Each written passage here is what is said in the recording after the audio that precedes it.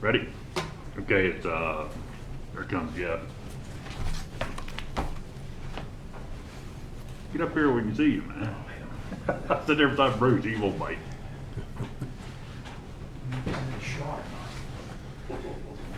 All right. It is 1:30, we do have a quorum. I want to call the meeting to order on July 7th, 2021, and I want to welcome our board and I want to welcome our guests. And we also have a new employee. Do you want to introduce yourself? Yeah, I'm Sierra Wakefield. I'm the senior planner for Garrett County. I just was hired, let's see here, what was the 14th of June was my first day, so I'm approaching a month. Next month. It's going quick. Anyway, so, yeah, and I was a planner with Allegheny County for 12 years prior to this, but I have a house in Garrett County and now I get to live here full time, so I'm really glad to be here and kind of fill in the planning portion of like the duties that were needed in Garrett County Planning Department, so, yeah, thank you. Good luck. Sierra's taking a look at the current plan, reading through it, and I hope to have her involved in these meetings too. We think we can undo all the bad things you learned in Allegheny County. I think, yeah, that'd be good. Yeah, thank you. I was afraid you were going to say and do all the bad things I taught her in the first month. Yeah. All right, your minutes are in your packet. Does anybody have any concerns about the minutes? Motion to approve? Motion second? I'll second. Any further discussion? All in favor? Aye. All opposed? So moved, Chad. Okay. Jeff, do you have anything to report today? Bruce? No, sir. Jeff? No. Liz? No. I just welcome everybody back. At least we're live and in person now, right? That was tough. Trying to watch that screen, listen to everybody talk, it was tough. I wasn't used to that. A Zoom meeting is no fun. I got it. Okay, unfinished business, Chad, do we have anything? No, there were no zoning appeals cases this month, Okay. so there weren't, nothing in your packet for that. Now, do you want to follow the script here, or do you want to try to get off with something quick? Well, let's go ahead and do the waiver request Okay. because Mike Wolf is here. Michael Wolf. You should have a letter in your packets. This was a waiver on behalf of his client, Donald Calhoun, on Friendsville Road.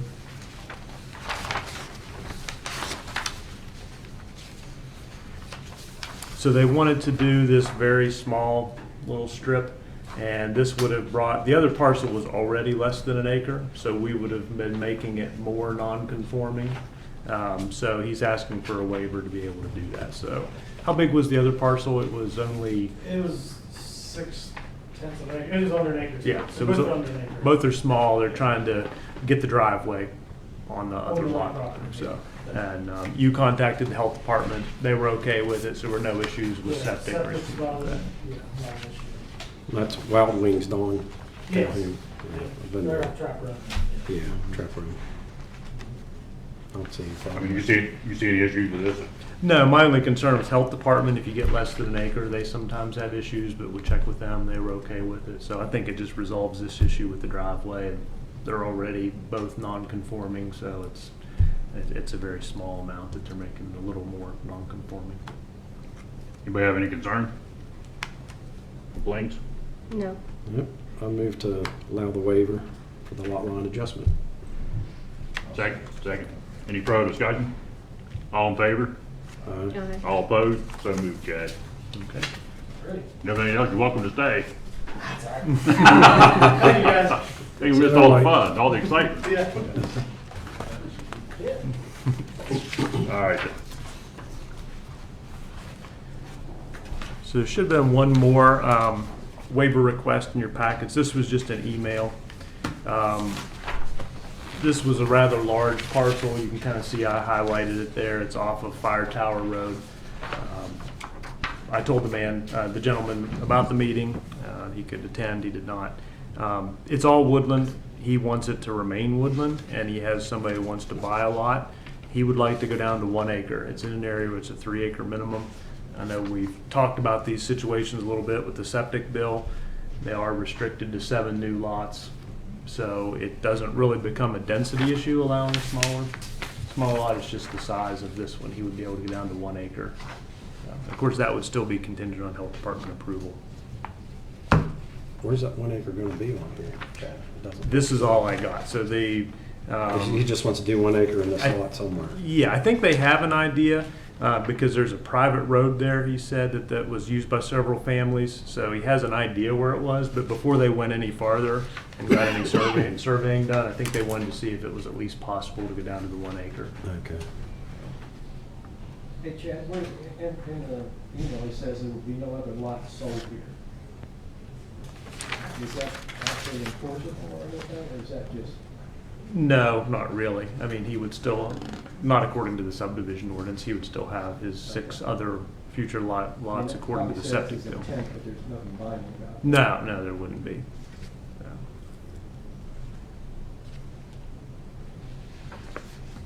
You see any problem with this Jag going forward, or? No, I mean, the original intent when we did the bigger lot sizes of 3 acres was to not have as dense, or have less dense development in those areas, so you would not have as many lots. But the septic bill has kind of upended that, where people are limited to now 7 future lots on these parcels anyway. So Right. this wouldn't be a case where now we're developing that property at 1 acre lots and doubling the number of lots there. It's But still still going to be limited. restricted by the, So it's still just- restricted by the, yeah, it's just gonna be a 1 acre lot instead of 7, so, we're not causing any grief down the road.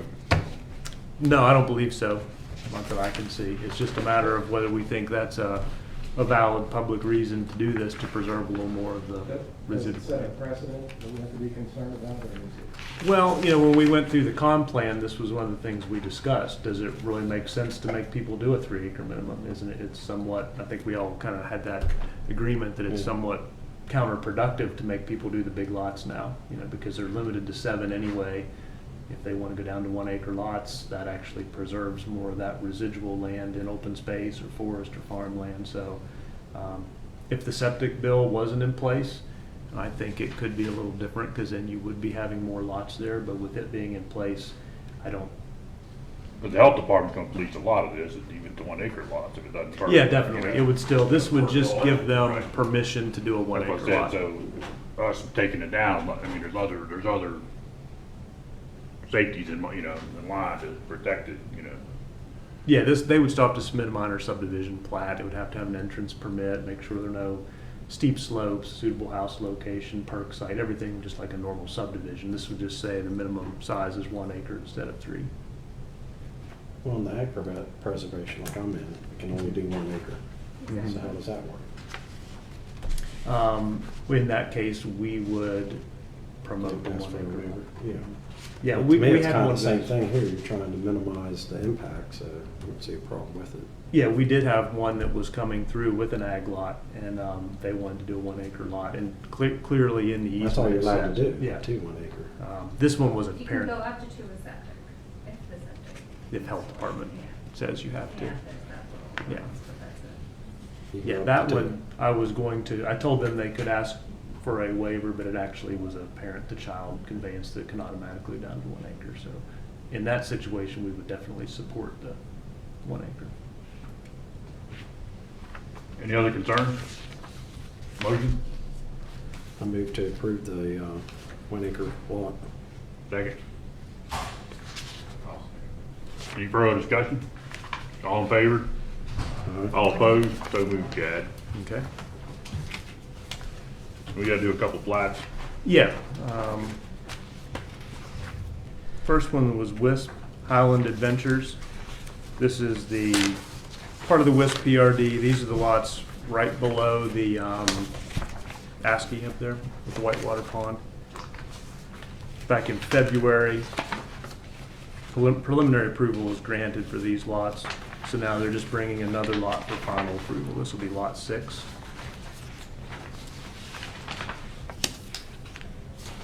These lots will have driveways directly off county roads, so there's no real road infrastructure involved with these. Any concerns with this one? No. Like I said, it's already been looked at preliminary. That's actually pretty clean when you don't come off the county road, makes it a lot easier, doesn't it? Yeah, there's no bonds in place, there's no road infrastructure being built, so it's pretty simple. Motion? Motion second. I'll second. Any further discussion? All in favor? All opposed? So moved, Matt, or Chad, Matt.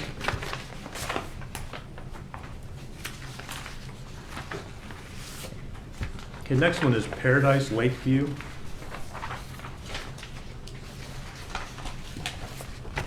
This is a plat or a subdivision off of Paradise Point Road. You have seen this one before, it's been a little while, but preliminary approval has been granted to this already. Which one are we looking at, the very last lot on the map? See this one. I mean, Yeah, so they have not got final approval on any of them yet. So this was back in 2017, they got preliminary approval for 4 lots. So now they're bringing it back through for final approval. what does it say, lot 9, lot 10? You said 4 lots? That's existing. So Paradise, that Lot 10 Paradise Cove, that is an older subdivision. And this road goes through that. So I do have a letter here from Craig Ingram saying that they are permitted to use that existing right-of-way and put their road in it that will access these lots. So those other lots, Paradise Cove is not related to this subdivision.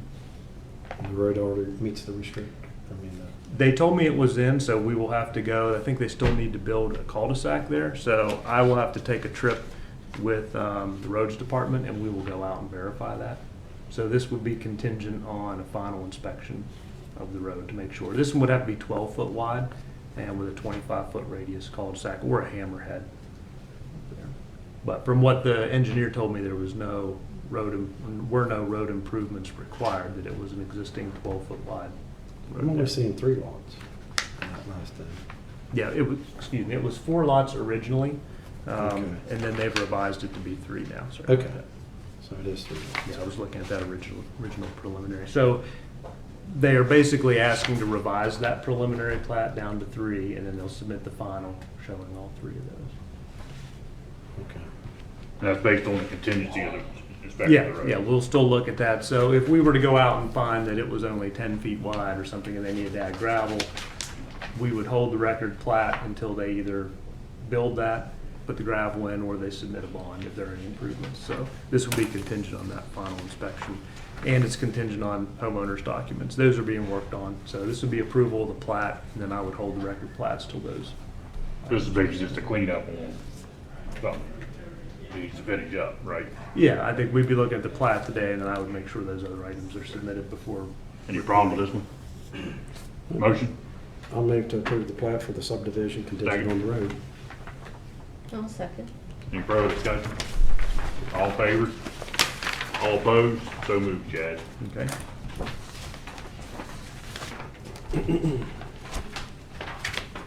Okay, the last one is for preliminary and final plat for William and Nathaniel Emery. This becomes a major subdivision because it's being proposed as a commercial lot, so it's kind of a technicality. The definition of a minor subdivision is about residential lots. So anything that's made or commercial becomes a major subdivision. They have their entrance permit from State Highway, so there's really nothing else. Health Department's approved it. This is somewhat of an administrative approval because it is commercial.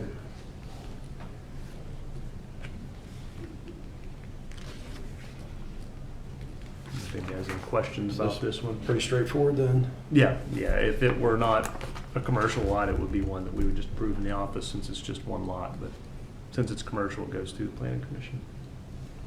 You know what's going to go with it? They had talked about a jelly and jam. I think that's the place that they were maybe doing that. I may have those two things confused. Jelly and jam? Yeah, it was like a grandma's jam house.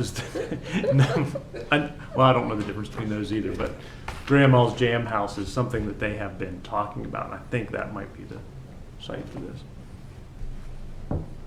Any concern with this one? Motion? I'll Motion move second. to approve. I'll second. Any further discussion? All in favor? Aye. All opposed? So moved, Chad. Okay. Now, do you wanna go, do you wanna talk about the solar amendments? We get Mike and his guest out of here, or do you wanna do the other stuff? Yeah, that will probably take a while, but we can go ahead and start that. The other two things should be pretty The annual quick. report, something we just need to look over and see. Yeah, if, let's just get, because I don't think it'll take too long, Okay, at least with that's the annual fine. report. You should have had a copy of that. I don't know if you remember, we used to always submit a much larger annual report, much longer, that had a lot more text in it, and it went through meeting summaries. The State Department of Planning forwarded me this. This is really all they need, so it was, I just kind of plugged the numbers in. It does take your approval. This seemed to be a little bit simpler than going through that whole big thing that we did before. I answered all the yes or no questions, and I answered everything, plugged a bunch of numbers in. I read through the whole thing. I don't have any questions on it. But is there anything we should be aware of? I don't think so. This is the first time I've done it this way, so Okay. it's new to me too. It It's just a lot seemed a little cleaner this simpler. way. Yeah, it seemed a lot simpler. We had been doing that other format, just kind of out of habit. It was always approved, so we didn't change anything, but this does seem simpler. Okay, not to put you on the spot, Mhm. under the development capacity analysis, the DCA, Mm-hmm. it goes from PFA and non-PFA. What is that? Is that like under PFA 5,968, is that the number of potential lots or residents? Or what? Do you have any idea how to calculate that? I don't know exactly how they're calculating it, but yeah, they're saying that within the priority funding areas, they think there's room for that many future units. So that could be, a unit could be a townhouse, so it may not just be lots. You may have a lot with multifamily development on it. We would have an apartment or townhouse or something like that, So we could double our population? potentially. It's a little bit crazy because there's not water and sewer and portion of non-PFA, but there wouldn't be adequate water or anything with that unit. I guess it doesn't matter. Yeah, I don't know exactly how I don't know what all they take into consideration when they calculate that.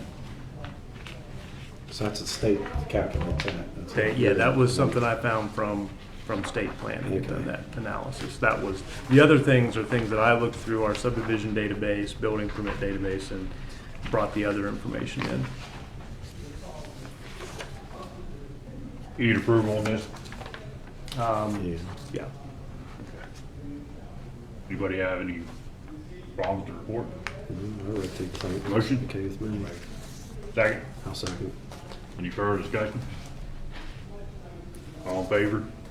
Aye. All opposed? So moved, Chad. And I think that's a lot cleaner looking than the fall.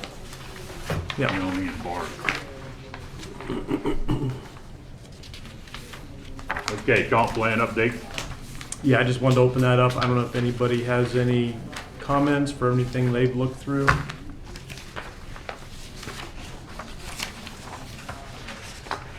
I finally got through it all, right? Sierra's looking at it too, so that's good. It won't just be me taking a look at it. We'll have another set of fresh eyes on it. So, that I'm trying to read all the other, like, previous ones and all the other current plans and making sure they're driving, so, still trying to get through. Since I wasn't here for the last meeting, but I was the meeting before, we talked about that we were So gonna come far, up with I mean, a template, so to speak of. Is that what this is? For, that is the With comprehensive plan. Yeah, that, we'll get to that. The sole- Oh, we're not doing that. Oh, Yeah, we're on I just comprehensive. wanted to touch on the comprehensive Yeah, plan. we're on I'm this. sorry. Yeah, that's okay. I'm skipping around. So do you have you seen anything that, if you see anything that looks like it can be refreshed or brought up date or, No, I'd like to see that. stylistically, the writing is hard to get through.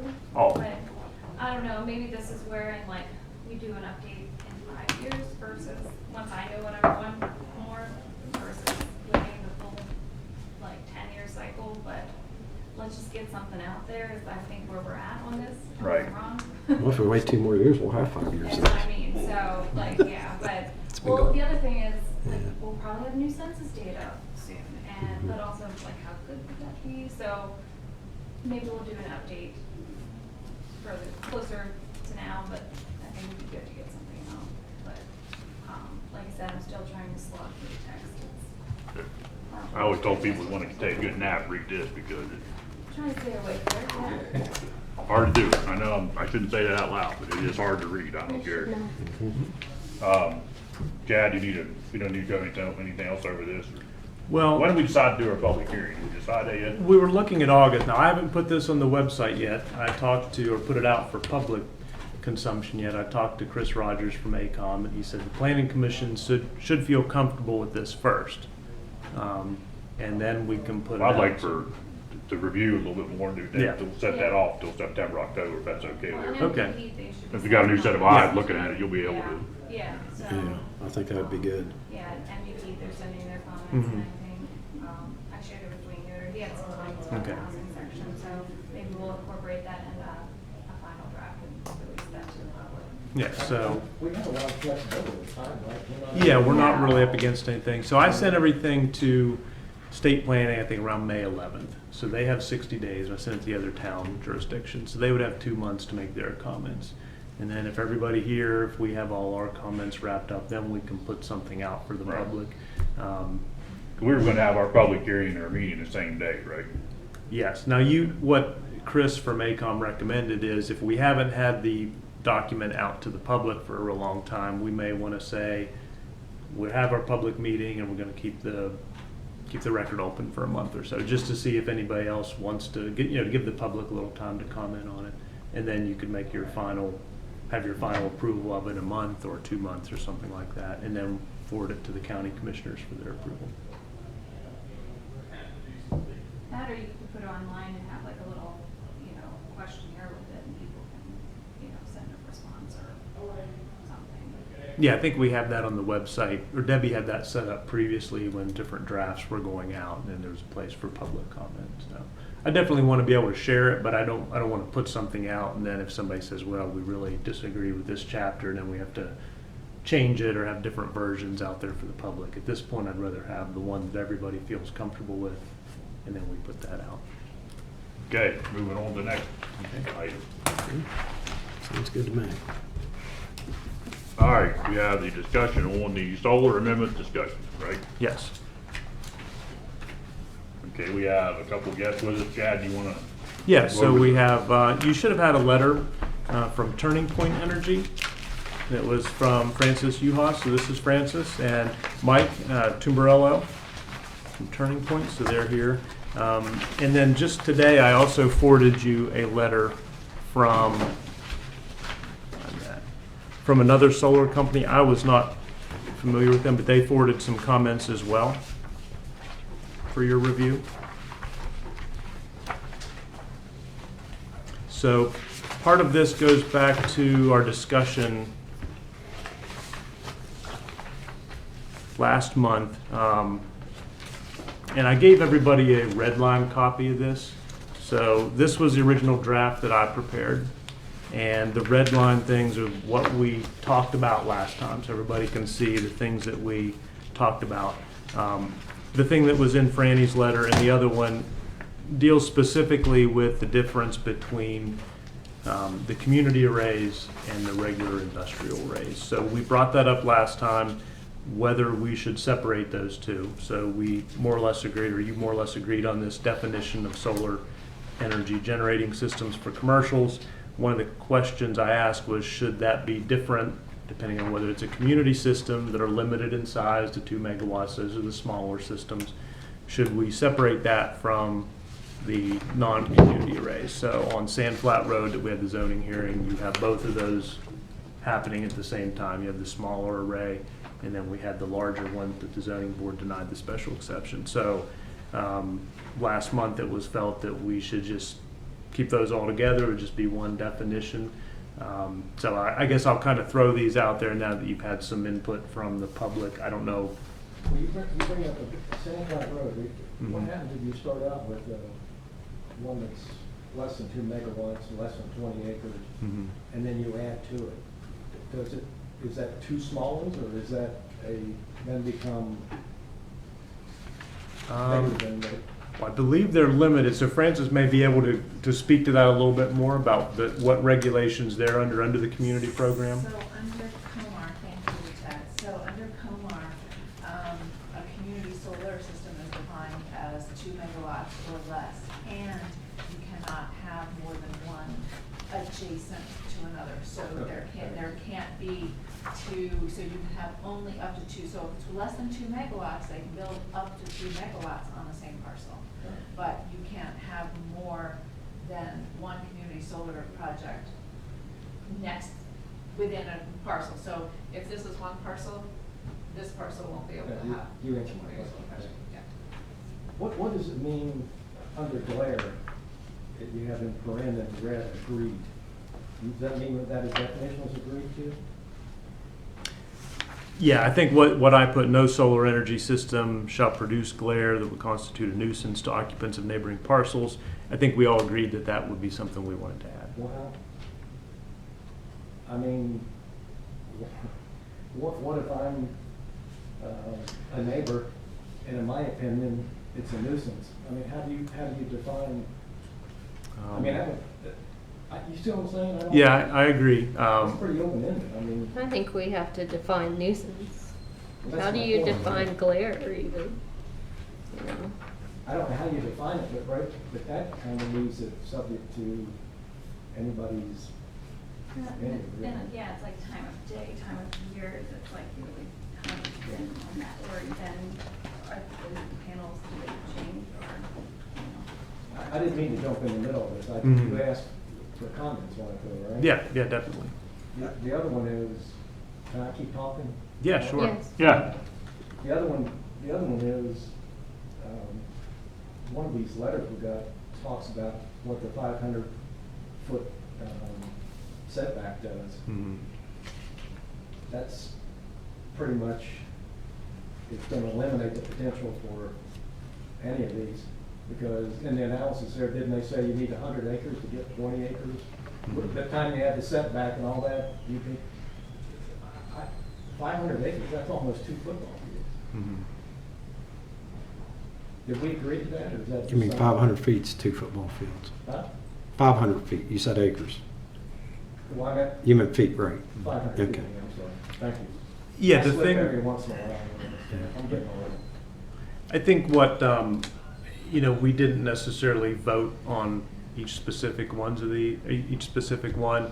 I think it was kind of a work session is probably how I would describe it. So what I tried to do with this was put in what everybody seemed to agree to. So certainly we can continue discussing those things. Yeah, I'm not criticizing anybody or Mhm. attacking anybody, I'm just saying, from me, from a common sense perspective, I'm not sure 500 feet is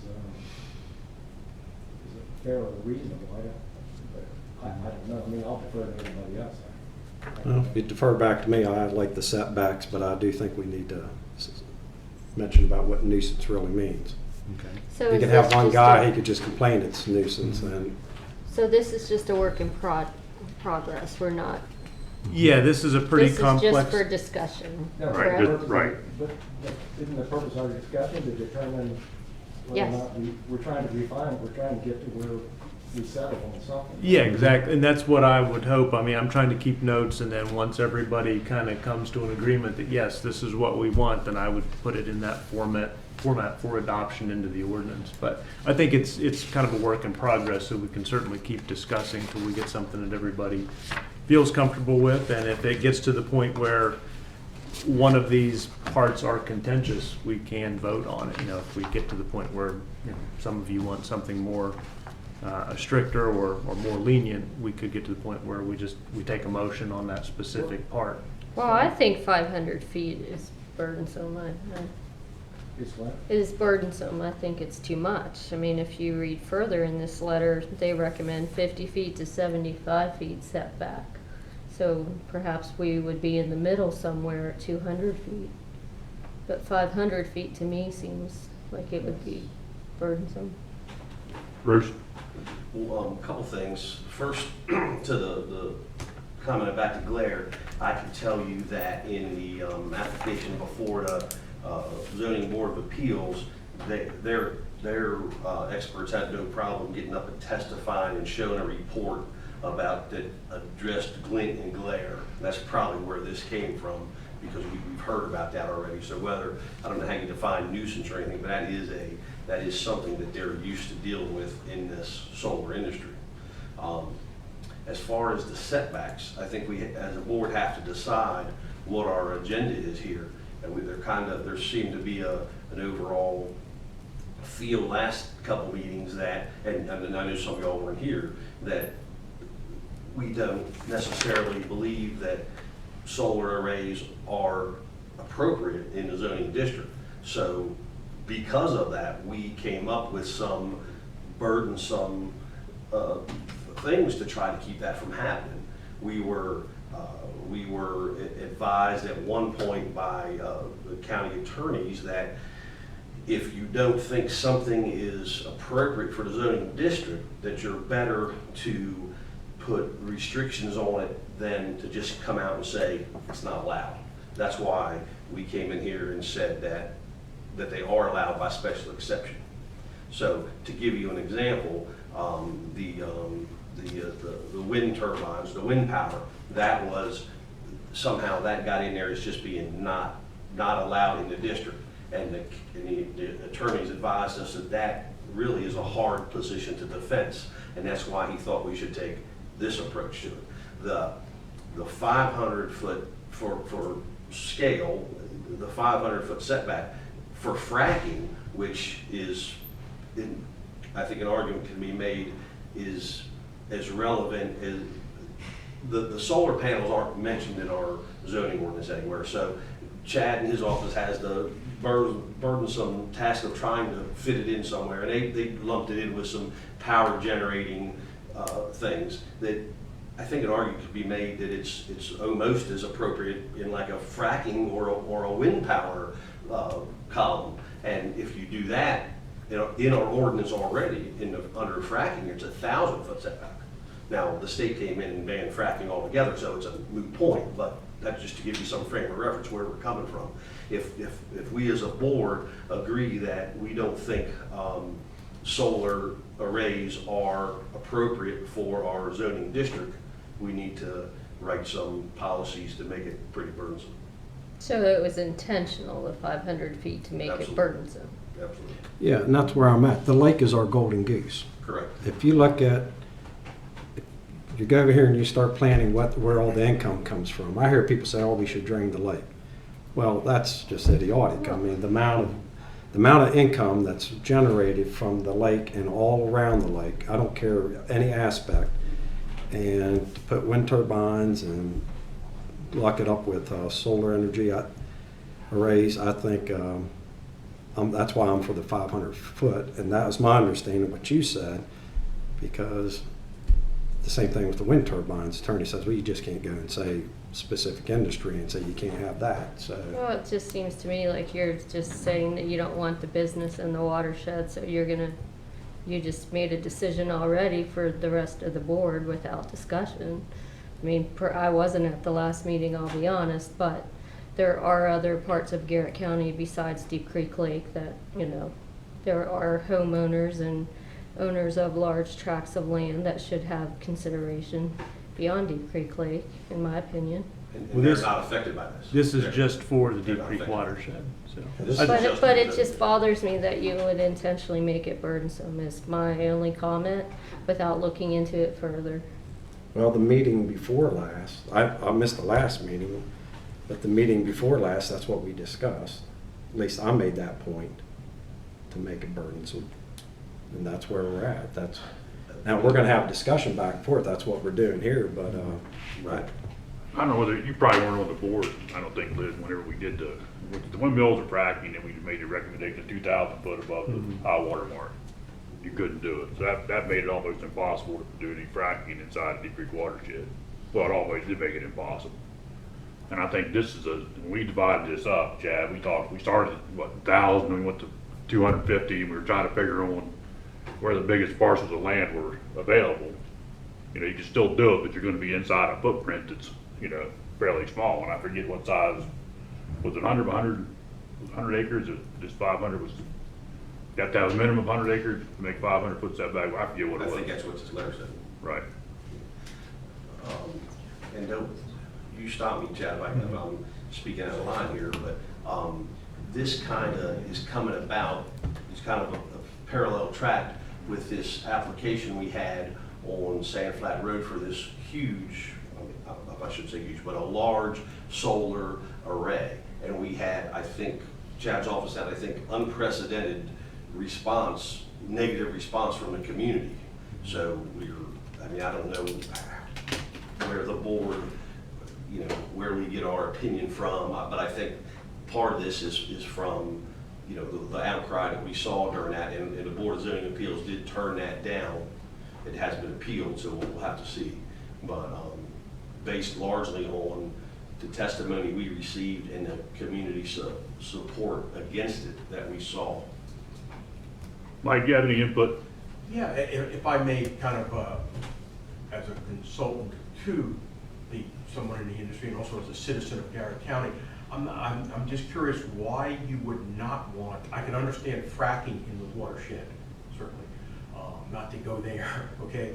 But why would you not want a community under 20-acre solar array? It seems to be much less intrusive, especially if it's on a case-by-case basis, is, you know, protected in a forested area or whatever, and it's going to help, you know, give people the option that need help, perhaps, to enhance their revenue position with their land use. And it doesn't seem, and from relative to wind turbines, it doesn't seem to be as visible at all in some cases. So I guess I'm just curious, why is it de facto trying to ban it within the watershed? Is it bad? That's what I don't get. Legitimate question. I mean, the big, you know, I kind of look at it both. You know, you listen to Liz talk about business, and I'm pro business. I'm not going to lie about that. You know, I have a business, but most of us in here are in business. Mm-hmm. You also have to look at the watershed, like Jeff said, is very important. And if you get the people that are spending the money up here are not typical Garrett County people, they're coming from all over the country now. They're here for buying nature. property. Right, and I think that Yeah.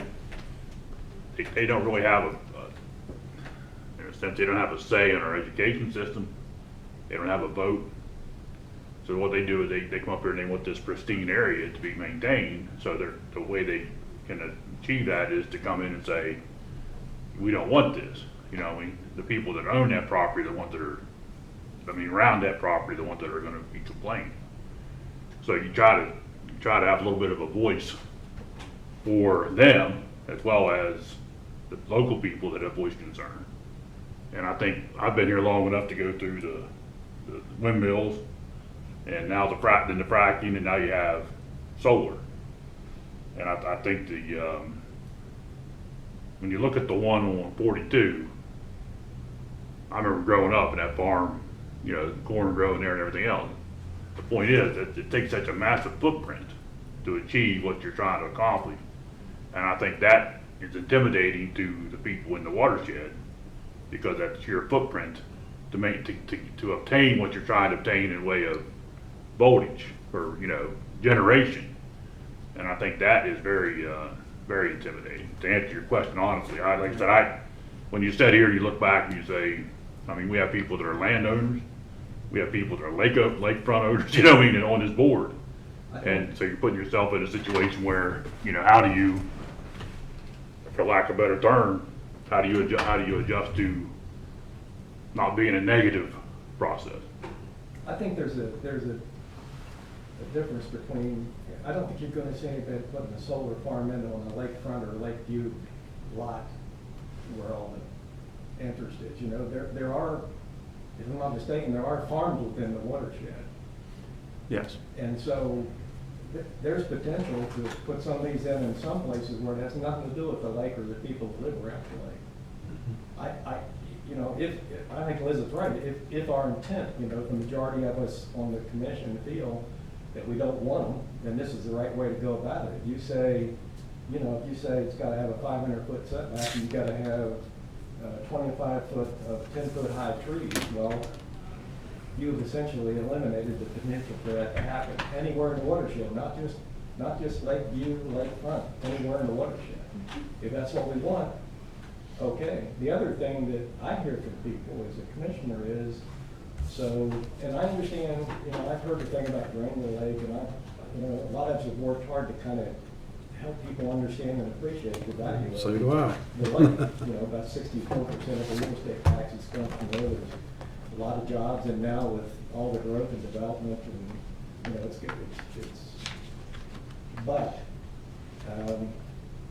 so we're concerned about, we're gonna tell somebody that has a piece of land that's in the watershed, but maybe you can't even see it from the lake, and it's certainly not lakefront or lake view, but we're gonna tell them, you can't take advantage of this opportunity to make some money out of your property. We would prefer to see it stay green or whatever. Now, in the rest of the county, keep in mind for those rest of us, the average, I don't want to say poor, but the average person like me that doesn't live in the watershed, well, you can put one up on my property line, it doesn't matter, you know, because I'm not in the watershed. Well, but, you know, we also, we have, I've sat up here many times and talked about the lack of not having zoning outside the watershed. Just because, you know, you're pretty well get away with whatever you want. Now, in the watershed, we've already policed the fracking and we've policed the windmills. So, I mean, I'm playing devil's advocate now, so now we're looking at policing in I a am sense. too. I'm not saying I believe this, I'm just saying. No, but I'm saying that it's a tough, I look at it like, yeah, there's some people in the watershed that have, that probably could do this. But, you know,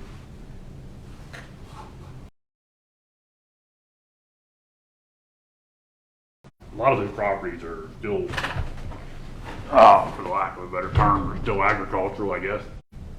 You know what I mean? And they should be able, I guess I just look at it like, do we take away the potential for that land to be used for future development for Garrett County? You know, I'm playing on the other side of it, That's what I'm thinking too. you know? I mean, Why is don't that, you put an array there when? You know, most people in Garrett County are real big on individual property rights, you know. no, So. Well, I own a farm, I'm one of them, I'm one of them That's people. why at least a couple commissioners got kicked out of office, because they mentioned Right. countywide zoning. oh, no, I agree with you. So, I mean, I'm not, you but I'm know, saying, when you look at it like, you know, we're talking about the Deep Creek watershed I know, issue right now. You're right, it's good. You know what I'm saying? So the decision that has to be made is that we're not even looking at policing anything outside the watershed right now. No, but we're telling people that have land. But we told people they couldn't put a windmill on their property. What's the We told them they couldn't lifespan frack. of Told them a- they can't frack, the state did that to us. No. Are we just like picking and choosing between the industries? I'm a few million out. We are. Let- And let if me- you're gonna de facto ban it, why don't you just ban it? Like, say that you just don't want it. Is it just politically, Well, you Bruce know, already better told to you why say you that you're can't say just you gonna just want put it. 500 on it? We- we- We were advised against it. In our comp plan, I believe, there's a vision statement for the watershed area, and it talks about preserving our scenic views and agricultural things. Right, Chad? I mean, I forget exactly the word, but it fits pretty much what we're talking about here. I mean, in the lake watershed, in the zoning district, we've addressed windmills, we've addressed fracking, we regulate our signage. You know, we do all these things. We've had junkyard issues before. We do all these things to maintain the beauty of the watershed area, to protect our golden goose, as Jeff said. That's what we are charged with in our comp plan, in our vision statement. That's what we're charged to do. That's what we, you know, have been charged to do. I mean, I'm not disagreeing with you. I'm just, I No, have I'm not some disagreeing with issue you. with. And that's what with makes the conversation, this conversation needs to be had. I know you want to put something Yeah. in. I was just curious what the lifespan of like a solar farm is, and like, do you, like, you know, do the panels last for so long, do you have to replace them? Like, is it something that, you know, somebody could decide, okay, I'm gonna make a lot of money off this, now it's a boom, and then it's a bust, and then I'm gonna sell this and develop those lots, or like, how, like, can it change? I guess, in some Does way? anybody know? I don't know. It's 20 years for a wind turbine, but I don't know. The leases that I've seen have been 30 to 35 years for the life of the lease. I don't know if that speaks to the life of the panel itself. I mean, Francis may have an idea Yeah, from so their that makes experience. sense for that question. So, yeah, the life of the project, so, under the community solar program, Okay. it's, for typically 25 years. So the panels have a 25 to 35-year life, and that's where, like, the lease then is commensurate with the life of And so that's the thing, the solar is a temporary use. Yeah. I mean, it's 25 or 30 years, but, you know, once it's decommissioned, you know, that land can, you know, be Open space or whatever. open space, it can be, you know, whatever the landowner wants to do, whether they want to reforest it or Kind of farm it. Yeah, I've seen like landfills get turned into solar farms. and Right, different things right, like that. so whatever, you know, back to Chad's point at the opening of this discussion of maybe defining the difference and differentiating between the smaller community solar projects versus the large utility scale, where maybe the, you know, the utility scale projects could, accept or absorb the burden of a 200 or a 500 foot, you know, setback. But these smaller community solar projects just couldn't absorb, you know, that type of setback. And then also getting back to the whole point of the special exception is, you know, look at a project on an individual by individual basis, you know, so you're absolutely right. There are plenty of, but there are parcels within the watershed that are not Lakeview, they're not near the lake, you know, they would not impact the lake, but they just happen to fall within watershed area that is where the zoning is applicable. So if you could look at each property on a project by project basis and see what setback would make sense, what vegetative buffering would make sense. You know, maybe it's already naturally buffered because of, you know, the plethora of trees that are already existing. So, you know, that maybe that just makes sense for the smaller projects that you know, to do them on a project by project basis rather than dictating a specific setback at the outset. And I would encourage everybody to think about this too in the larger context of zoning as a whole. We don't have zoning countywide, just in the Deep Creek watershed. And, you know, the ordinance has this big chart of all the different things we look at. So if somebody wants to do a funeral home or a restaurant or whatever it is, we look and we say, is it compatible in this district? Is it compatible in Lake Residential or Town Center? I think in that sense, we need to think about it in that sense. We're looking at all these districts. Is solar compatible there? And if it is, like any other use, you may say a restaurant is not compatible in Lake Residential. We don't allow those. If they are, then we may say, okay, it's compatible, but maybe it needs a special exception, or we may say we want certain setbacks, or you need a bigger lot to do that. I think campgrounds in the watershed need 50 acres, so you could potentially do one, but so I just think it's important to kind of think of it in those terms. We are dealing just with the watershed, so is it compatible in these different zones? And then if it is, do we think if it is compatible, do we want to use setbacks and things like that, or buffers and things to make sure it's compatible in that area? So it's kind of two questions, but I think we need to think of it in the context that we do with all other uses in the watershed. We're saying, is it appropriate in this area to do it? And then how do we regulate it if we decide it is appropriate?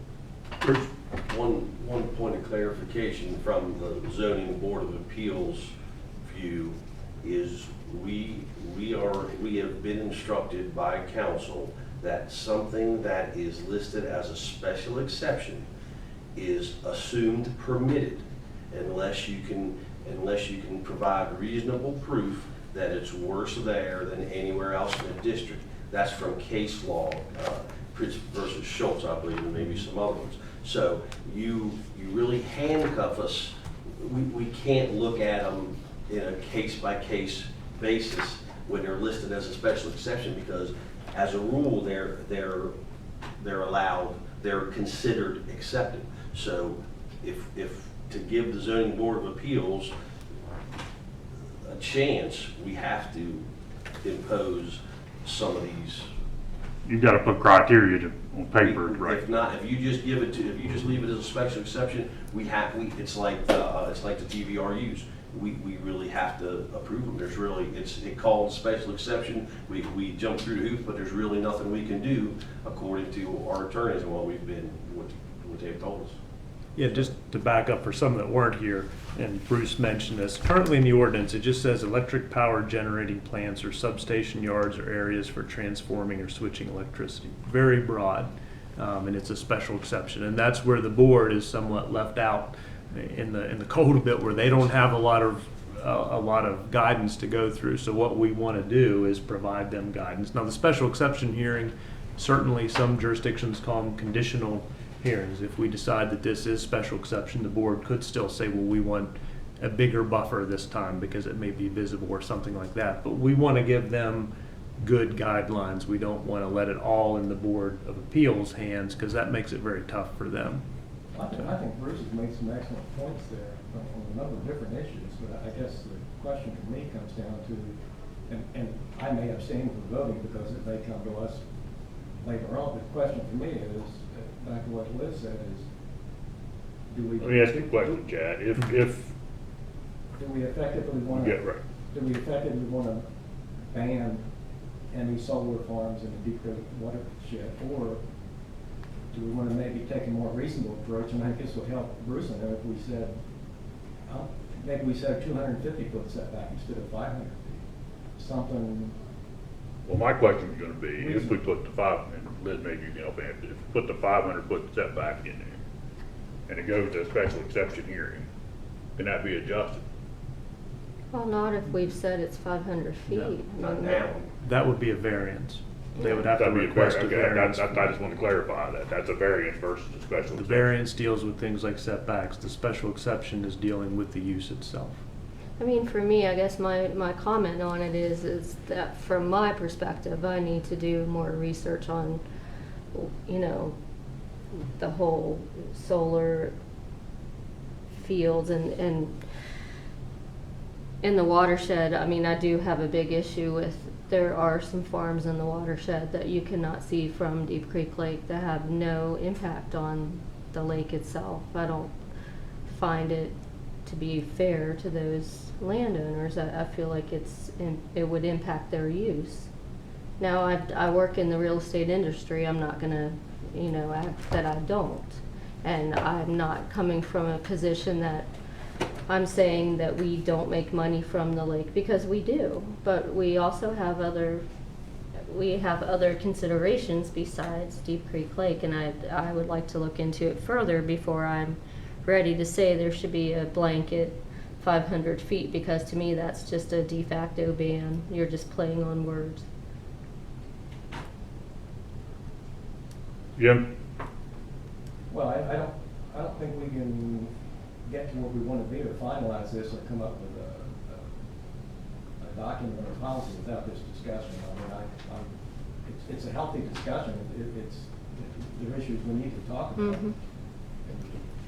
I certainly appreciate, I think Bruce makes a great point about the comprehensive plan and the lake. And I understand that. I'm just asking, is there a way that we can address that and protect the watershed and the homes and the values and all that kind of stuff without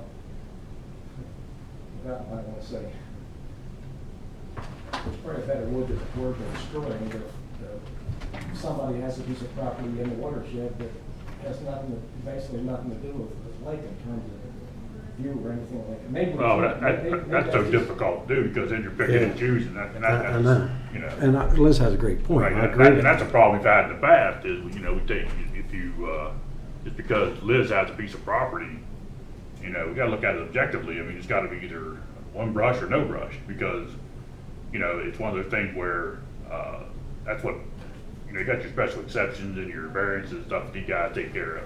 The point I've always been aggravated with is, you know, in Garrett County, a lot of times, we're reactive instead of proactive. Yeah. You know what I'm saying? So if you're gonna do something, now's an opportunity to do it. Now, you know, with setbacks versus, I know there's a property out here 25 miles from the lake, and it's not gonna affect anything, but it's in the Deep Creek watershed. So you have, you know, I know people that have property that half of it's in the Deep Creek watershed and half of it's outside the watershed. We can't touch what's outside the watershed, or you can't, you know, you're not policing that. So if you put your windmills in there, then that, or whatever you want to put there. But now you got a situation where we have, you know, panels that are being negatively viewed by a good group of people, but there's still a positive side. Everything is like, there's, you know, so you have Mike, and you're representing the industry, and you have that. You try to look at it from the standpoint of, you want to protect the watershed, you want to protect Deep Creek. You know, you don't wanna see what's happened there on 42 going down 219. You don't wanna see that at the fairground, you know? I don't know, it's gonna be a tough nut. As far as setbacks go, you know, we tossed up, we started 1,000 feet, went to 200 feet, went to 5, we just kinda threw that out last time, just to see where it was at. And we kind of took a size of the property, and based on 500-foot setback, you'd have to have X amount of property. Just a couple things I want to make sure everybody understands. Time is of the essence here. The word is out there that Garrett County is open for business, maybe Maryland's open for business for these solar panels. Chad can tell you they're getting inquiries about it all the time. This is our chance to be proactive on this case. There's already a 900-acre one, I think, approved in Kitzmiller, right? They're well on its way. It's starting through the process. Well on its way to approval. These things are coming, so we need to decide what our stance is and get it figured out. Is there certain things that just are not allowed in zoning districts, Yes. like junkyards? Yeah, like a restaurant would be something. You could do a restaurant in town center, you can't do one in like residential one. Is there anything just not allowed in any of the zoning districts? Adult uses are not permitted in any. Adult uses, like junkyards, where are they? Junkyards, I think junkyards are not, I think those are the two things that are just outright not permitted. Usually you'll have things that are permitted in certain areas and not permitted in others. So my point is, if, and I'm not saying, I'm asking if there's things that are already not permitted in the zoning district, we've already established that you can't just do in the zoning district anything you want on your property. There has to be some checks and balances. And if the board decides that these solar arrays like the one on 42 are potentially offensive or counterproductive to our main goal here in the county, which is tourism, I think, and that, you know, we have to act on that. Whether it's a 500-foot setback or a 250-foot setback, I think this is, the third planning commission meeting we've talked about this. Time is of the essence. I mean, we need to get this thing recognized in our ordinance, if nothing else, recognize in our ordinance, and you know, give the zoning board of appeals something to work with, so we have a chance when these people come. If we don't, if we leave it just the way it is, we're not gonna be able to stop them. Aren't they the ones that asked for about it? The Deep Creek watershed zoning? Well, when it came up, the Board of Appeals originally asked to have an amendment to create maybe a 1,000-foot setback. We talked about that. Yeah, and it was, I think the planning commission felt that it was a bit. Excessive, right, and back down to Yeah, 500. and it was, that we needed to take a bigger look, that rather than just doing a setback, we needed to look at the whole thing. So, the planning commission agreed that we would do a more comprehensive look at solar and come up with, setbacks, decommissioning, all those type of things, that we would look at all. So we can pass this as is, but they're gonna be looking at it and making their own adjustments. Yeah, If and- they make an adjustment, let's say we do 500 feet and they say 1,000, does that have to bounce back to us? I'm just using one example. If who would say 1,000? The zoning. Well, the Board of Appeals doesn't have a vote in this, so the planning commission does. The planning commission can at any time propose an amendment, and then it would go to the county commissioners. Oh, okay, so it doesn't go to. No, it the doesn't. Deep Creek So the Board of watershed. All this does, instead of footwork. Oh, okay. And then I'm we'll just- have a special exception. And then they probably have to put it out for public meeting or something. Yes. I think. So we'll go there's to the gonna be a county. chance for public input. Okay. I mean, So we're gonna have public input on this anyway. You wanted something to say? Yeah, I was curious, like you mentioned the 2 megawatt, like what type of area are we talking about? Less than 20 acres, so 15 to. And how many, like, what does like 2 megawatts actually serve? Like, does it serve several houses or does it? like- So it's a subscription, so, but about, and this is just average, because every 2 megawatt system. Well, it will depends be on that different. and how much power is. But yeah, but they Hello. serve somewhere around 350 subscribers. Hey, can I call you right back? I'm in a meeting.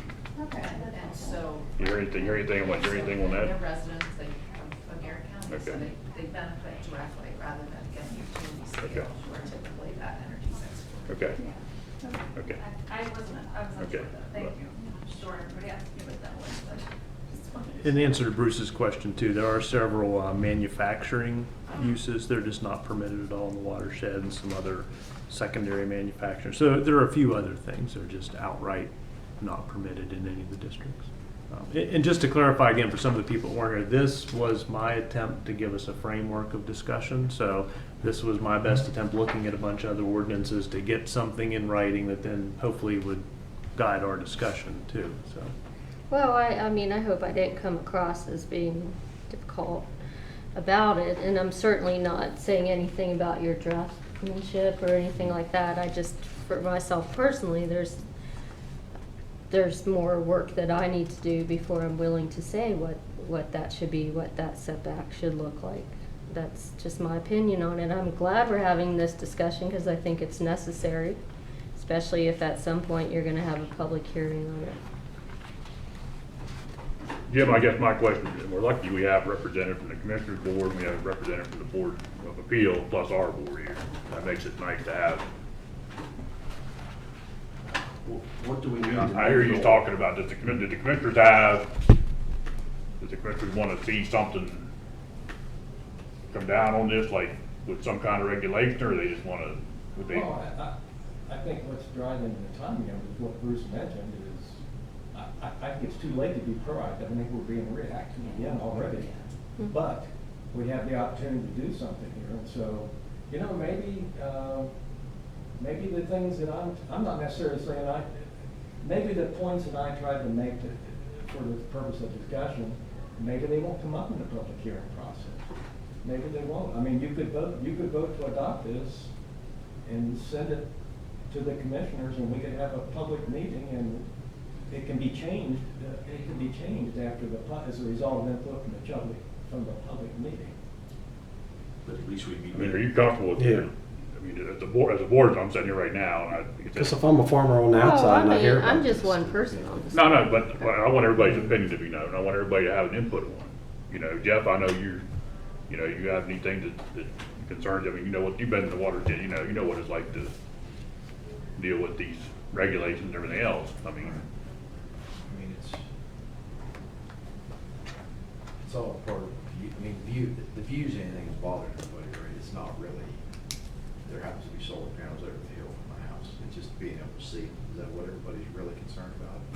And not an industrial activity? Okay. That's The aesthetic, right? Aren't we? That's what we're right. having the concern over, is the aesthetic of Deep Creek.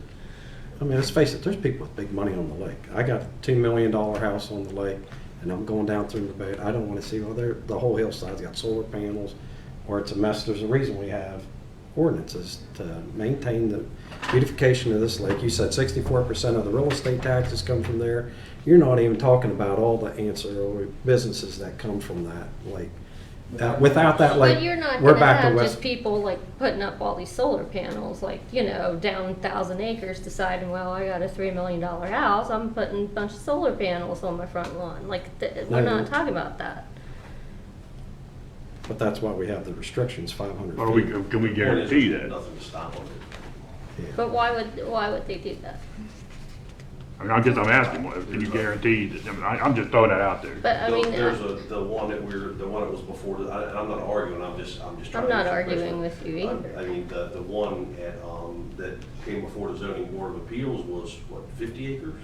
I think that's about right. 50 acres or bigger on a big field that you could see the lake from, and then you can see it from the lake, and it would seem to be prime real estate. I would think it's but they have elected to go with this in the way of this solar thing. So I don't know. I'm just asking you for a way to, if that's the way the board feels, to give us some kind of regulation where we can try to control this thing, because it seems like it's coming. So if we take this right now, we say, okay, we're gonna send them down the road, this would go in as they'd have to have a public hearing on it. Yeah, so the planning You would send commission, it, to them, or you would send it would just go on our website, and people could read over it and review it? it would for go 2 to weeks. the county commissioners. So And they would- in the zoning ordinance, there's ways for citizens to make an amendment, to propose one, or it says at any time the planning commission can initiate an amendment. So you could put something together, we'd draw it up as an amendment, and then we'd forward it to the county commissioners. And then the county commissioners have to have a public meeting. I think we have to advertise it for 2 weeks. And then it's on their agenda, then they have that public meeting, and then they could decide to approve, disapprove, or say we kick it back for, we don't want that type of setback, we don't want that approved. They would have the ultimate say of whether they agree with it. I mean, the process is gonna take several months anyway, right? Yeah, I mean, even if we approved it now, it would still go to the county commissioners, and then they have a couple weeks that they have to advertise it at the very least. That would be, and that's kind of up to them when they want to put that on the agenda. First, they'll review it and see if they're even support. They could just say, we don't support it at all, right? Yeah, they could say, no, we want to, they could say, we are against solar, or we are pro-solar, we don't want to have any regulations that are contrary to what we want. So Or we could that's, say we don't want a 500-foot setback. yeah, you could say that's too excessive, we don't want that. You can kick it back here after you do that. So it could go on for, several months anyway. I think, to Bruce's point though, at least if you send it, if you agree to something and send it to the county commissioners, you get the process started. Otherwise, if we wait another month to have another planning commission meeting and we'll have the same discussion. Right, I agree, that's why I asked you that That's question. right. And it needs to be, this needs to be decided today. You gotta Yeah. say, accept this document and make some modifications to it, or if it goes to say, we're not gonna accept solar panels in the Deep watershed. Well, I mean, I think it is the right time to do it. It's a good time to put it out there.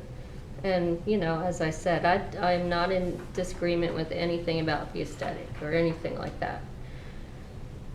But I think the public needs to comment on it for a period of time, and as for me personally, I just think that 500 Then we'll feet know is where everybody excessive. is. So just put the rubber on the road. I'm just gonna make a motion to send the proposed Deep Creek watershed solar regulations to the county commissioners.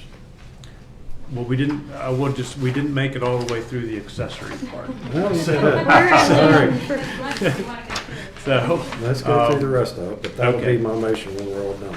Okay. So we did, so the basic things we agreed to, or when I say agreed, that was a general consensus that we discussed last time. There was a general consensus that commercial definition was okay, that there was not a separation between that and community. This was gonna be a special exception in all districts. The setback was 500 foot, height of 20 feet. Glare, if that's something that we want to come up with, mandatory glare analysis or something, we could look at that language.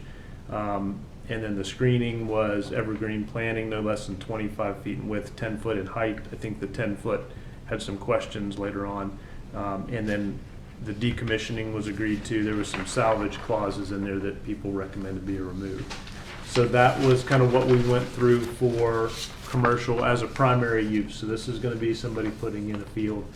The next section, we started to talk about this solar generating for accessories. So this would be something if somebody wants to put panels on their house or a yard for their own house, or the WISP, Shop and Save, any business out there if they want to do it. So that was the next section. I believe it was felt that we should permit that as accessory to existing residential and non-residential uses.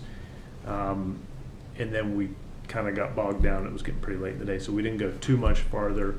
We talked a little bit about setbacks, that they would just be the same setbacks as accessory structures, like a shed. If somebody wants to do a shed on their house, they would have the same setbacks, 5 foot from the property lines and the sides, maintaining the front. The next questions kind of became, well, what about non-residential? So the potential would be you have a large business. Should there be restrictions about how many solar panels they could put on a roof or as accessory to that business?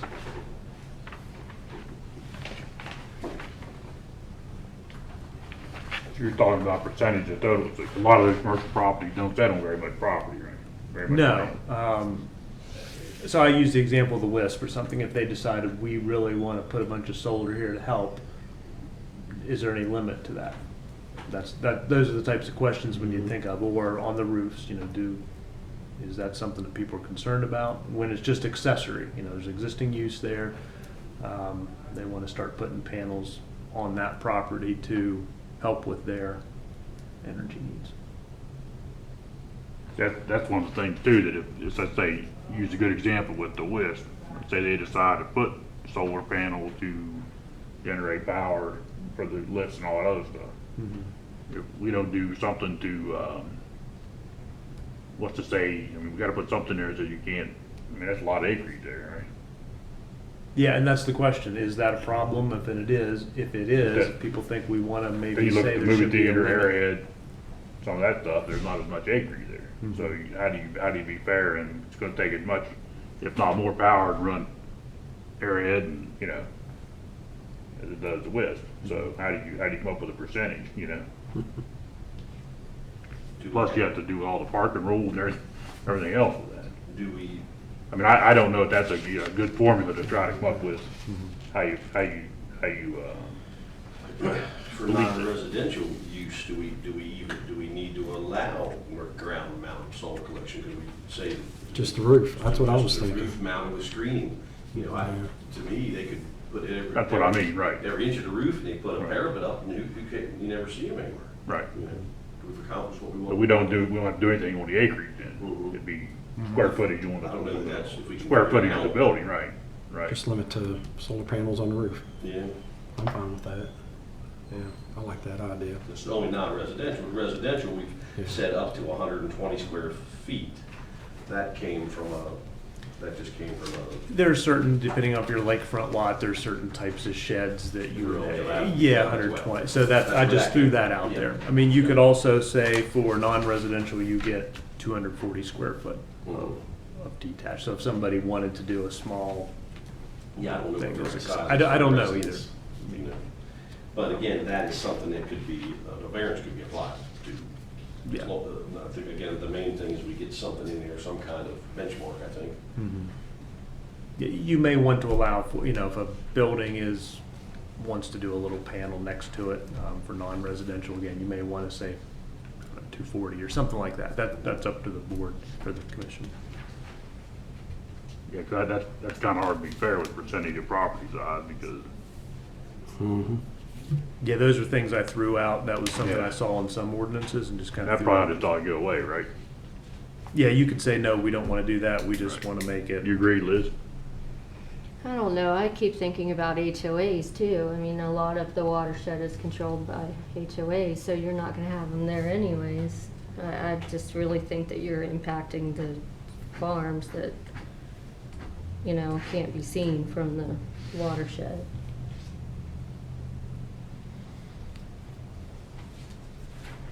So we're taking that one out? Yeah. Okay. Which you're taking out the maximum Percentage of. Okay. right. Do That's you- tough, that's a tough one to drive. Okay. To Liz's point, I mean, is there a way we could write it, something so it, I mean, again, if it is aesthetics that we're mostly worried about, is there a way we can write it where it's A future analysis or something? something, you know, Yeah, that's where it wouldn't, all. you know, just cut you out altogether? If you had a parcel where you could get your panels somewhere where they weren't visible, you know, from anywhere except for above, why would we care, I guess? But I don't know. my opinion is, I think you open up yourself to all kind of, And then somebody has to look at that, you know, Right. they come in for a permit. How are we deciding where you can and can't? Does that mean in the wintertime? But you you're can always see it? kind of doing that anyways, aren't you? I mean, then there's always a different legal opinion somewhere. I mean, Well, but if it's something clear like 5 feet, 120 square feet, those are a lot easier things than things like when you see language like to the greatest extent possible or recommended or visibility, those things get a little more nebulous than, the numbers are a little easier to enforce than the other things. And again, any of this can be applied, a variance can be applied for any of this if we did get a situation where, hey, this particular situation could have more solar panels that wouldn't impact the view and stuff, we could look at it like that, right? It would be, you'd have to show a hardship though. So what would it would be, I think, rather hard to prove a hardship. Okay. I just think you're opening up a can of worms. You try to do, Mhm. try to do that case by case like that. That's gonna be tough. Yeah, I would almost rather have it something where if we think a certain size is appropriate, that we just say that's the maximum size that we would allow. Or if we don't care, that we just say, as long as you meet setbacks. We don't necessarily have a maximum size for a house. We would say, yeah, setbacks and stormwater and parking things, if you can meet all those requirements, you can build as big a house as you want within that parameter, so. Would you do an overlay, or would that be complicated? It'd probably be a little more complicated. I tell you, it's just like, you're sitting here, you say, okay, I listen to Liz, and listen to Ruth, and I listen to Jim, and you go, somehow we just have to get something that we could just work with that is a format, and then, like I said, I think it's like anything else, we're gonna have to adjust it, but it's so tough, because it's like you said, we were talking about that percentage of a property. That's a tough one, because 50% of the list, I'm gonna use that example, is a lot of property, 50% of another property, right?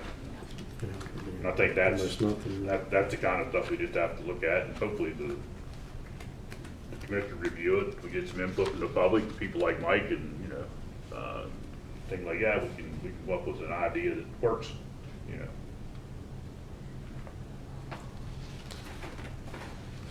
So which one are we on, Chad? I'm not sure. Setbacks, non-residential still? We kind of bounce back and forth a little bit.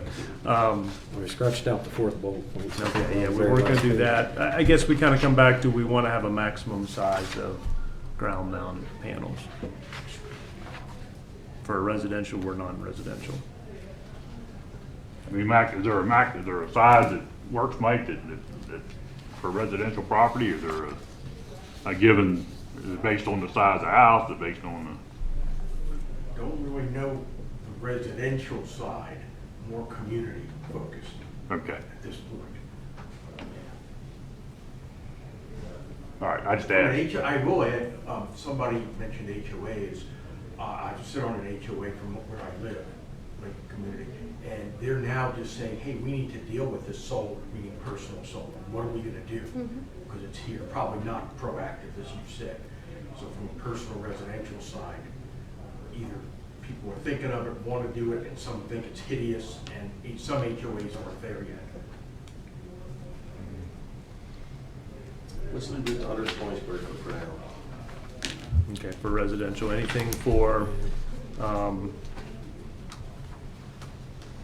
size on non-residential? I mean, we do have a, example of the county sewer treatment facility. That's about 7.5 acres of solar panels on a 31-acre lot there that would be treated more or less as accessory to that use. It wasn't just a utility scale out there producing for the general grid. It was tied in with the county properties.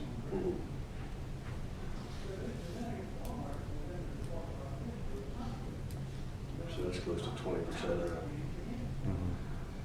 the property, just 7 acres. Yeah, I think it was 7.5 acres, 31-acre lot.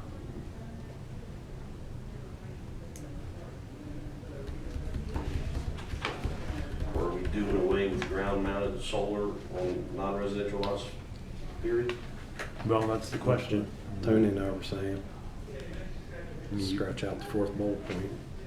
Well, I think we scratched out in terms of a percentage of size. Oh, just Yeah, we percentage? just dropped Yeah, that. I Oh, mean- okay. I thought we were saying. I mean, if that's what everybody agrees to, you could just say it's not, you don't want to allow it as accessory to non-residential uses.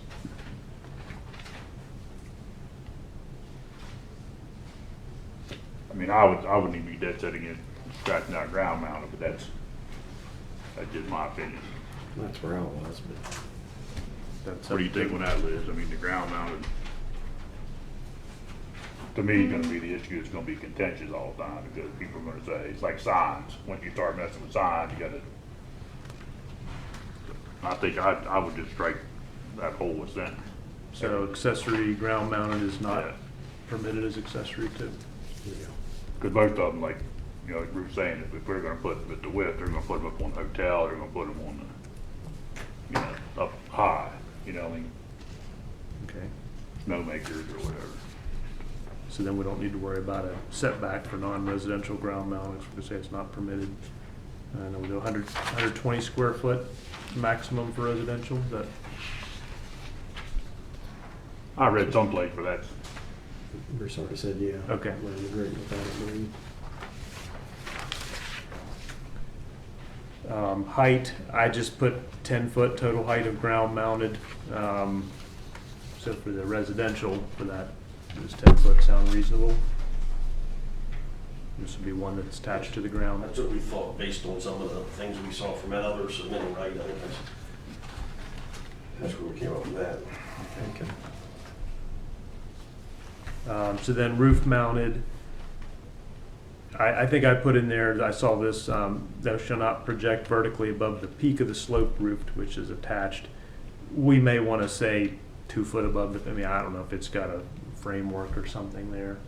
Or I think the idea was maybe you just keep them down below the peak, so you're not going to see them, basically you would see the peak of the roof. So I don't know if we just say they should not project above the peak of any sloped roof. So, Seems to be consistent with what I'm seeing. okay, I don't think anybody built it above that anyway. I wouldn't think. Yeah. When I talk about the parapet, if you remember, we do have those architectural standards for non-residential construction that talks about if you put equipment on a roof, on a flat roof, you're supposed to build a parapet. I don't know if these would be visible. I just threw that out there about the parapet. I don't know if these would be, I mean, if it's on a flat roof, it may not be that visible. I think the problem with the parapet in a residential setting is the roof itself. You know, how do you, all the snow load and everything else that's gonna be in there. Yeah, I don't know that we would have many residential flat roofs. No. I think we have a few in non-residential. I've seen 1 or 2 in my travels over the years. Maybe we could just, Putting yourself in danger. You know. Flat roof and brick. Yeah. since these are flat, it may not be an issue. I just threw it out there so we didn't have a Yeah. conflict with that part of the ordinance. So we're gonna scratch that last sentence in, on the parapet. That's up to you guys if you want to. Or if you want to have a, do we want to have a height on a flat roof, not projecting more than? Because I suppose they could be angled somewhat on the roof. Right. I see what That you're would be saying. the, Yeah. I suppose, the concern. If they were just flat, you're probably not going to see them very much, but if they angled them. So that parapet that you're talking about, that's the 157.078, that's the parapet. Yeah. That you reference there. Yeah, that's what I was referencing. Should the parapet be required to screen non-residential rooftop solar in town center as to comply with, I mean, if it's already a standard. Is parapet defined, is a parapet any kind of screening?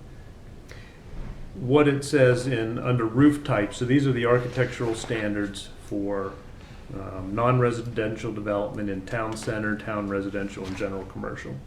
Flat roofs are not permitted unless specifically approved by the zoning administrator based on findings that a flat roof for a particular proposed building design meets the intent of this section. A parapet shall be provided to screen rooftop equipment. So if you remember when we adopted those standards, there were concerns about trying to have more aesthetically pleasing things in the commercial zone. So the idea was to try to do gable roofs, different sloped roofs, try to get away from just a flat boxy shell. And that clause was put in. That's just something that struck me as we were thinking about that. Would we be contradicting that if we then allowed? So it's kind of redundant, we could strike it because it's already addressed, Yeah, I think we take it out. right? Well, this would be more or less the architectural standards for a new building. Mhm. So if somebody wanted to build a new building, so if somebody wants to put this on an existing building But that's already out there, Architectural standards, okay. That- I didn't realize that, so. that was my question. Are we Okay. allowing stuff to go in there that becomes more of an eyesore on an existing flat roof? I think you ought to leave it in there then. But Yeah, just put yes for the parapet. Okay. I mean, you can see like, none of the parapets are high. Yeah.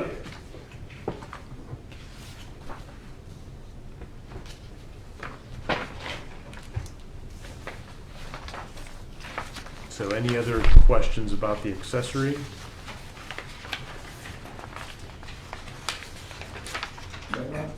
accessories, but, paragraph 5I, it says that the commercial solar energy generating system of Garrett County does not generate electricity for a continuous period of 365 days, or an owner has abandoned a commercial solar energy generating system, Garrett County Department of Planning and Land Management may require the owner to decommission and restore the site. Where's that from? The idea it has to be has to operate for 365 days consecutively. I looked at the, if you remember when we had the state law regarding wind decommissioning and setbacks that went through the state, I pulled that language directly from that and just wherever it said wind, I put solar in basically. So that was the language in that.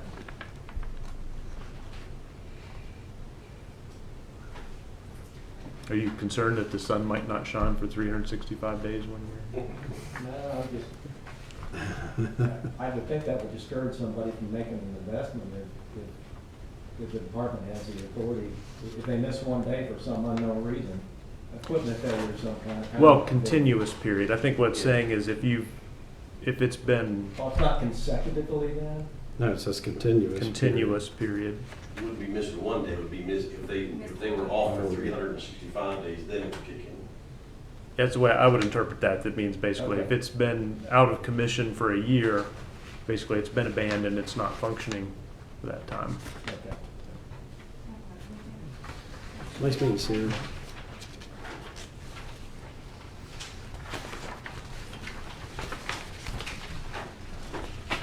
So we need to do a motion and vote on this? Yeah, and just back to the first part, just to make sure, does everybody want to look through that, make sure they agree, because we certainly discussed separating these, the community, the non-community, the 500-foot setback is, I guess I'll throw it back to everybody if that's what they feel comfortable with. Well, I read all this before I even got here, and I was fine with Okay. the setbacks. But to make it larger, I'll go for that.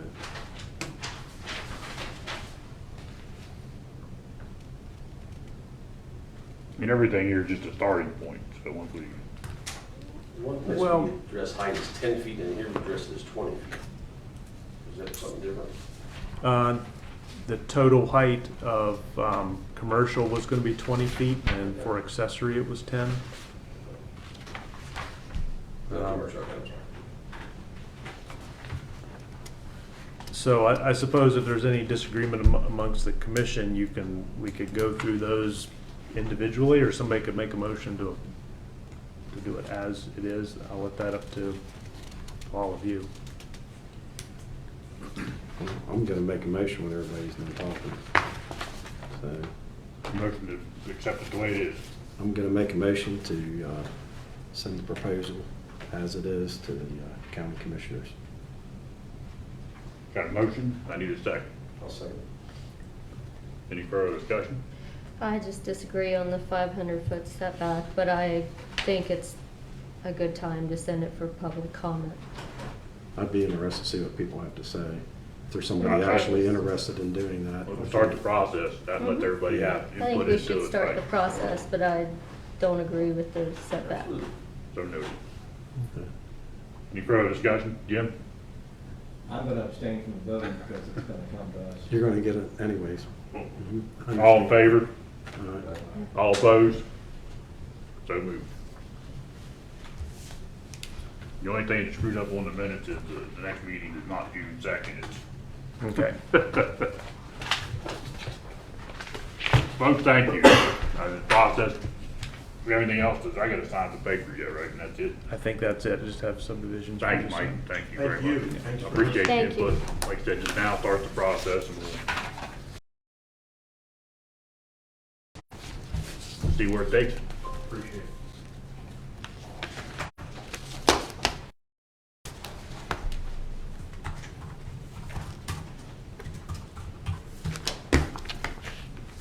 Is that it? Are we done? Yeah, let me That's it, yeah. turn this off. Meeting adjourned. Unless you want to stay around, watch me sign the paper. Nobody- I know Jeff likes it.